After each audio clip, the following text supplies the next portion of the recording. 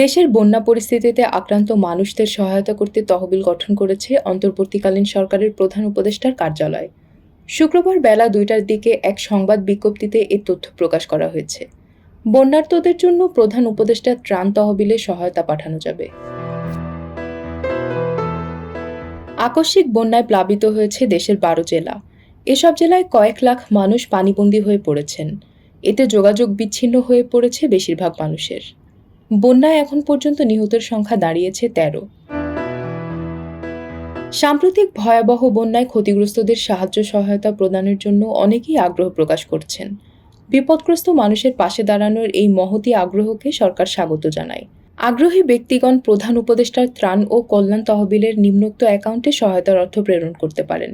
হিসাবের নাম: প্রধান উপদেষ্টার ত্রাণ ও কল্যাণ তহবিল, ব্যাংক সোনালী ব্যাংক কর্পোরেট শাখা, প্রধান উপদেষ্টার কার্যালয়।